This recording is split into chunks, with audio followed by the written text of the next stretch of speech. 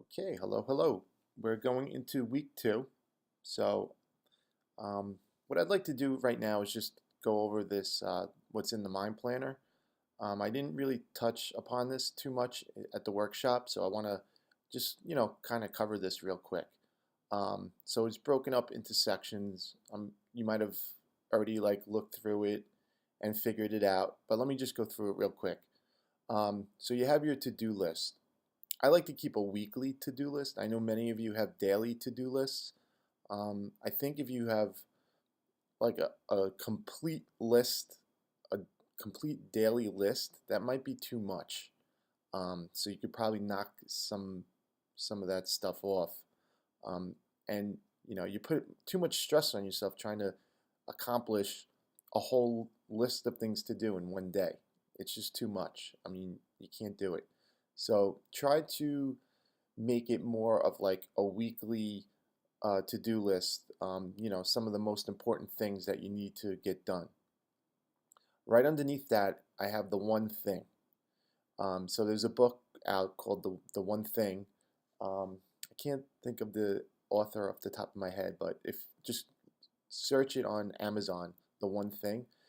And the whole purpose of that book was, when you're trying to accomplish goals and you're trying to get further ahead in life, whatever it is, you need to accomplish one thing at a time.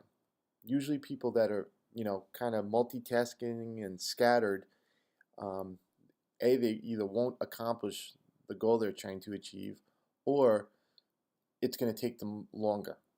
But if you knock off one thing at a time, one main thing at a time, and put your total focus into that one thing, you're gonna move the chains, as we call it.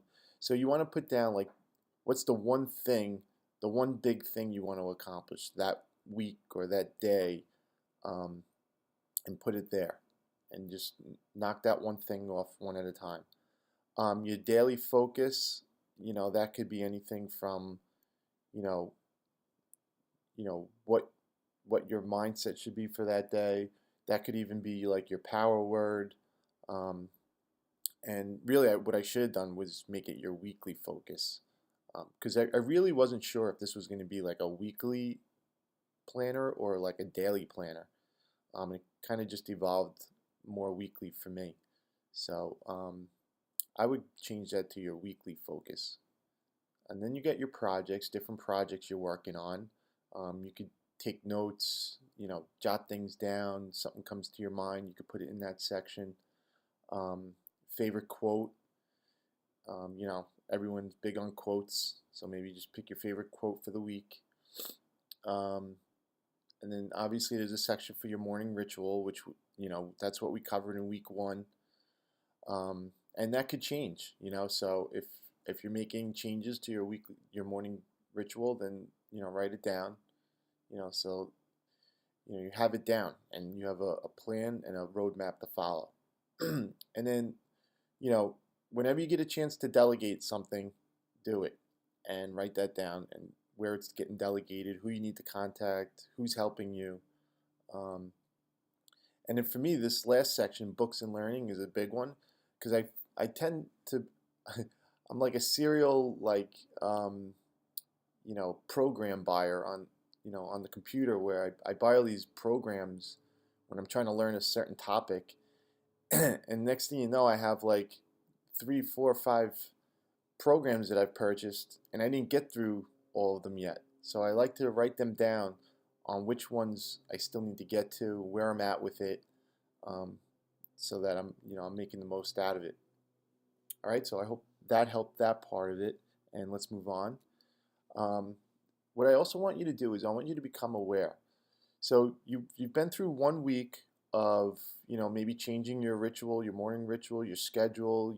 You've been Most of you have been trying the meditation, and I'm seeing a lot of good results out of it. You know, so I want you to just become aware of yourself. What's working, what's not working. Maybe you have to make a few changes here and there. Um, and have any new ideas popped up in your head since starting this program? Like, even during meditation, like, or anything new that's popped up in your head that you're trying something new. Just be aware of that. Take notes. Um, know like when to quiet the noise in your head. You know, be aware of that.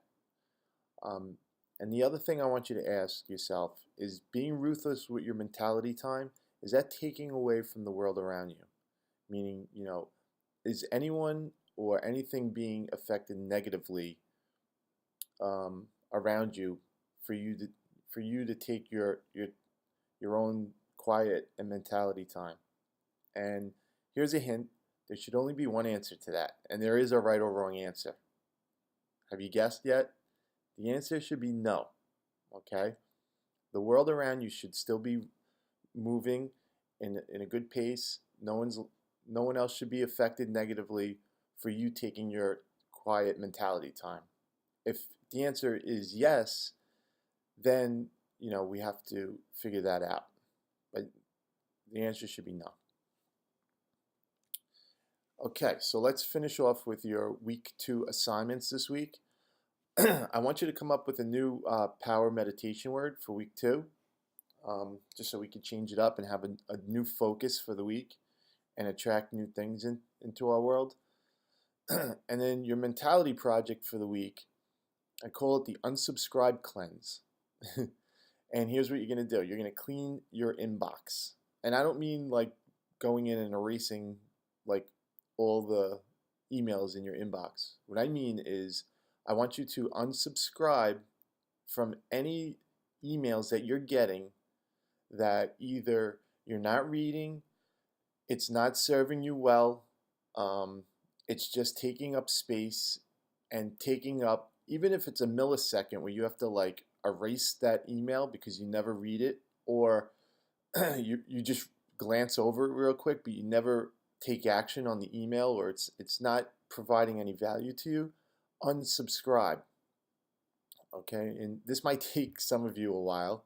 I know it takes me a while sometimes because I subscribe to a lot of different email lists. But then what I end up doing is I notice that I'm bombarded with too much information, too much things coming at my way, and I can't focus on the important things as much. So what I've begun to do is I take like only the most important lists that I want to be on, where like those emails are adding value to my life or I'm actually taking action on them. I keep those, and all the other ones, even if they're similar or you might think you might get something out of this, just the ones that aren't as important, you need to unsubscribe. Okay? You got to unclutter the mind. And this is a great exercise to do.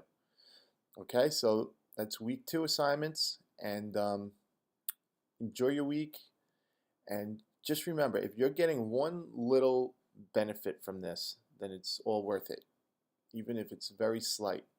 Okay, and look forward to hearing from you guys.